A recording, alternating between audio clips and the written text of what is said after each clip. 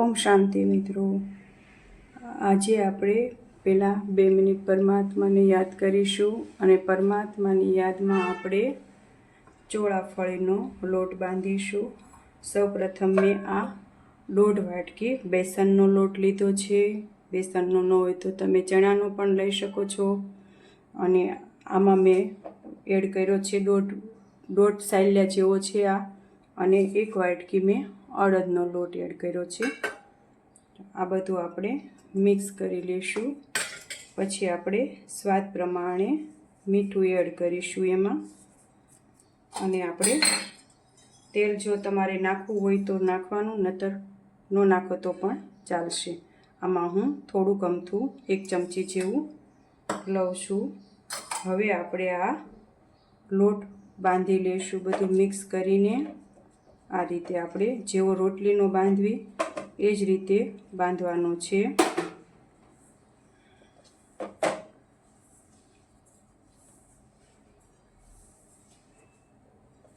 જો તમારા બાળકો બહારની ચોળાફળી ન ભાવતી હોય તો તમે આ રીતે ઘરે ચોક્કસથી બનાવજો। અને આપણે ઘરે બનાવવી એ તેલ પણ સારું હોય છે, એટલે બાળકોને નડતી નથી।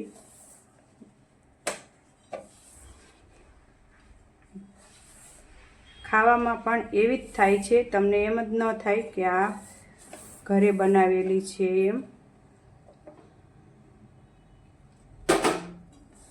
આ રીતે હું થોડું થોડું પાણી લઈને લોટ બાંધતી જાઉં છું।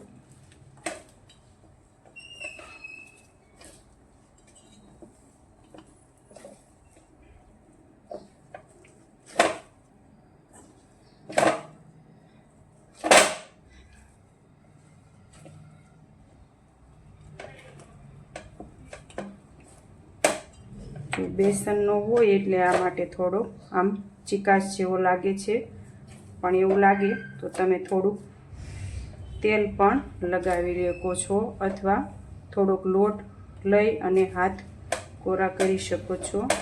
પણ હું તેલ લઈશ હમણાં, પહેલાં આને હું મસળી લઈશ।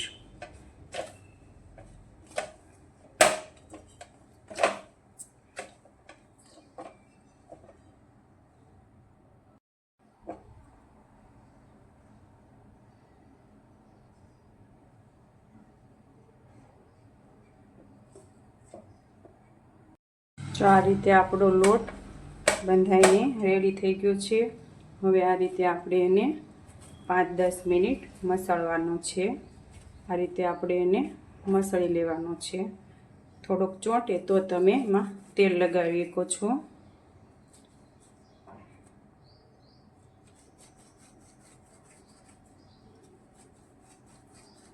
આ રીતે કઠણ પણ નહીં, ઢીલો પણ નહીં, જો આ રીતે આવો બાંધવાનો છે।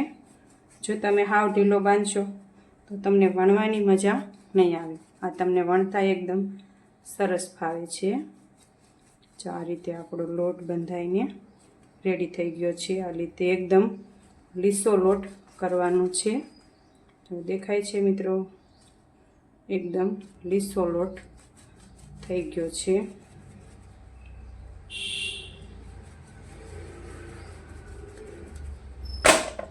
હવે આપણે આને વણી લેવાનું છે, અને આપણે 10 મિનિટ ઢાંકીને મૂકી દેવાનો છે।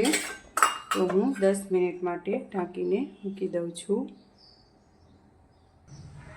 10 મિનિટ આપણી રેડી થઈ ગઈ હતી। હવે મેં આ રીતે આપણે નાના નાના ટુકડા કરી નાખ્યા છે લોટના। હવે આપણે આવા લુવા બનાવી નાખશું। આ નાના નાના લુવા કરી વાળું છું હું। પછી આપણે આને વણી લઈશું। પહેલાં બધા લુવા કરી નાખીશ, પછી હું વણીશ। આ રીતે આપણે ભગવાનને યાદ કરતા જઈશું અને લુવા કરતા જઈશું। પરમાત્માની યાદમાં જો આપણે જેટલી રસોઈ બનાવવી એટલી આપણે પરમાત્માની યાદમાં બનાવવી તો ખાવાવાળાને પણ પરમાત્માની યાદ રહે છે, અને એ પણ કંઈ વિચાર એવા કંઈ પણ ન આવે આપણે પણ ગમે તે રસોઈ બનાવવી, કાં ભજન કીર્તન એવું વગાડતા વગાડતા રસોઈ બનાવાય એ રીતે આપણે જો આ લુવા મારા હવે 2-3 જ થયા છે બાકી.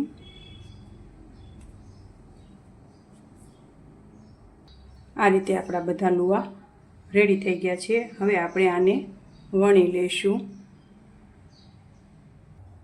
જો આ રીતે મેં પાટલી લઈ લીધી છે. નીચેથી પાટલી ઉપર તમને ફાવે તો પાટલી ઉપર, નહીતર પછી એની ઉપર એક ડીશ અથવા આવી થાળી ઊંધી વાળી દેવાની છે.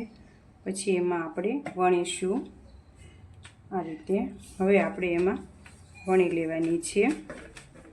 જો આ રીતે લોટ લેતું જવાનું ભભરાવવા માટે અને વણતું જવાનું છે.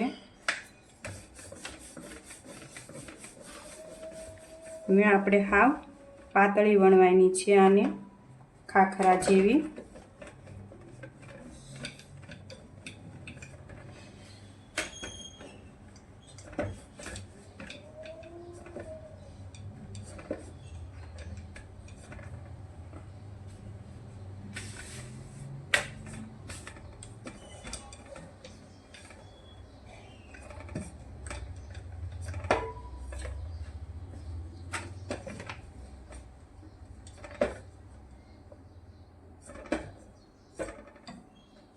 જો આવી હાવ પતલી વણવાની છે.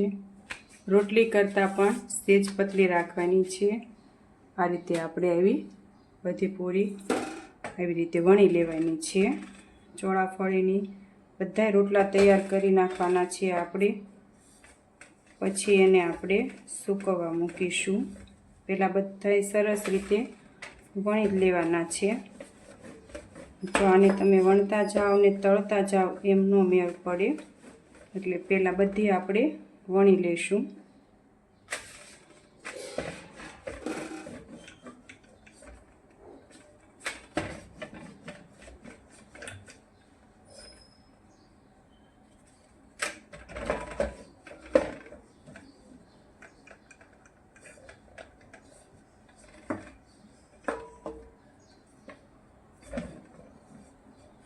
જેમ પાતળી હશે એમ પણ બાળકોને વધારે ખાવામાં મજા આવશે. આ રીતે આપણે બધી ચોળાફળી વણવાની છે. તે લોટ ભભરાવતું જવાનું અને વણતું જવાનું છે. અત્યારે હું નાની નાની બનાવું છું. તમારે જેવી તમને પસંદ આવે એવી બનાવજો તમે.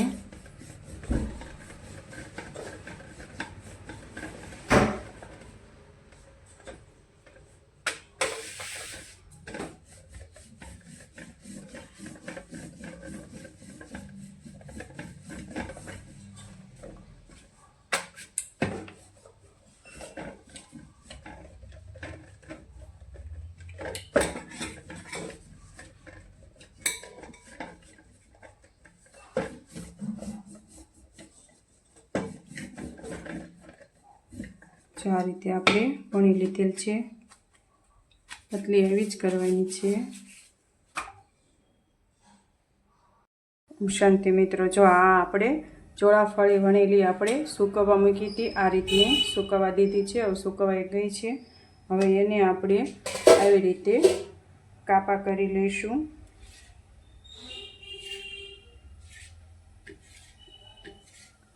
જો આ રીતે આપણે અડધા અડધા આવા કાપા કરી લેવાના છે.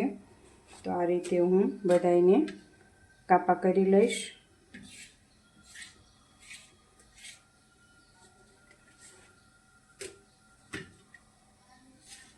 આ રીતે બધાને આપણે કાપા કરી લઈશું અને પછી જ એને તળવાની છે. આ મેં કલાક સૂકવવા દીધી હતી. તમે પણ બનાવો તો કલાક સૂકવવા દેજો.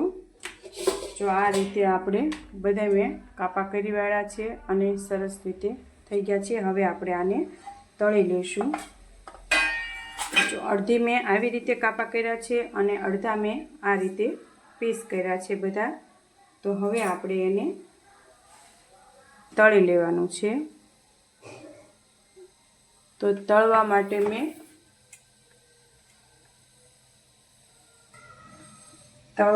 મેં તેલ રેડી કરી રાખ્યું છે. તો તેલ આવી ગયું છે. હવે આપણે એને તળી લેવાની છે. આ રીતે આપણે તળી લઈશું.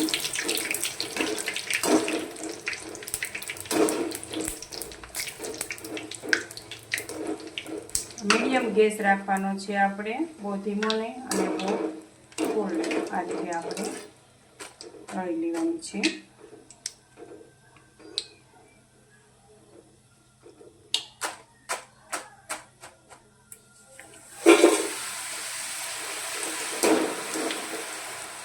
થાય છે ને એવી જ ચોળાફળી જેવી આપણે કંદોઈને ત્યાંથી લાવવી છે એવી જ ચોળાફળી આ આપણી બનીને રેડી થાય છે. જો આ રીતે આપણે બધી ચોળાફળીને આ રીતે આપણે તળી લઈશું.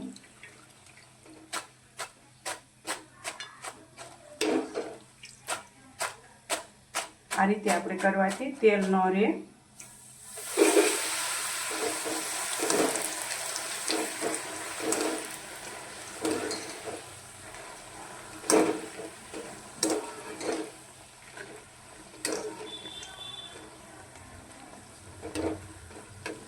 બહાર થાય એવી જ ચોળાફળી થાય છે આ.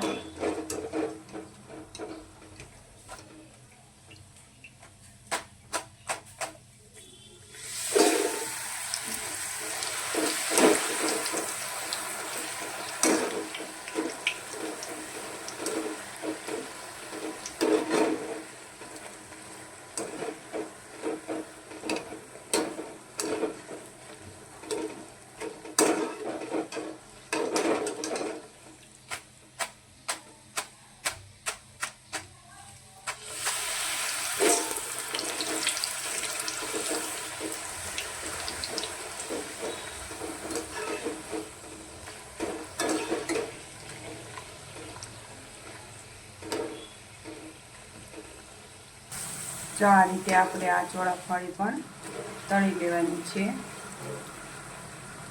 સેમ આપણે બહારથી લાવવી એવી જ થાય છે.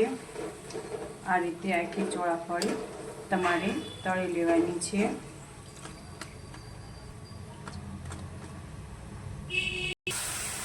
આ રીતે આપણે બધી ચોળાફળી તળી લેવાની છે. હા, આવી ચોળાફળી મારી દીકરીને બહુ ભાવે છે, એટલા માટે મેં આવી આખી રાખી છે. નહીતર હું કટકા અડધા એટલે મેં કટકા કર્યા અને બીજી મેં આખી રાખી છે. આની સાથે ચટણી હું બનાવીશ એ હું તમને આગળના વિડીયોમાં બતાવીશ. આની સાથે ચટણી હારે આ ખાવાની બહુ મજા આવે છે. આ રીતે આપણે ચોળાફળી બધી તળાઈને રેડી થઈ ગઈ છે. હવે એમાં મસાલો નાખવા માટે મેં મરચું 1 ચમચી લીધું છે અને 1 ચમચી સંચળ લીધું છે. બેને આપણે મિક્સ કરી લેવાનું છે. આ બે મિક્સ થઈ જાય એટલા માટે હવે આપણે જો આ બે મિક્સ થઈ ગયો છે મસાલો. હવે આપણે એને આની ઉપર આવી રીતે આપણે ભભરાઈ દઈશું. જો આ રીતે આપણે આમાં બધો મસાલો છાંટી દીધો છે. તમને જેવું તીખું મોળું ભાવતું હોય એ રીતે તમારે મસાલો છાંટવાનો છે. હવે આપણે આ ચોળાફળી રેડી થઈ ગઈ છે. હવે આપણે બીજી બનાવી હતી આ, તો હવે આપણે આને આ રીતે આમાં પણ આપણે મસાલો એ જ છે, આપણે આ રીતે આમાં છાંટી દેવાનો છે.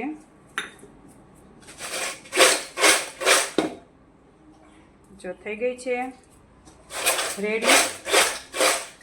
જો રીતિકા ચાખી જો હાલ તો જો આજે હા અમારી બેબી આવી છે એને હું ટેસ્ટ કરાવીશ. અને ચાલો મેં આ પરમાત્માની યાદમાં બનાવી લીધી છે. હવે આપણે પહેલાં પરમાત્માને ધરી દઈશું. તો આ રીતે આપણે પરમાત્માને ધરવાની છે. એટલે હું 2 ચોળાફળી ભગવાનને ધરવા માટે લઈ લઉં છું. જો આ ચોળાફળી આપણી રેડી થઈ ગઈ છે. આને આપણે ચટણી સાથે ખાવાની છે. હવે હું ચટણી બનાવવામાં તમને આગળનો વિડીયોમાં હું તમને ચટણીની રીત બતાવીશ. ઓમ શાંતિ. આપણે પરમાત્માને ધરી દેવી. ઓમ શાંતિ મિત્રો.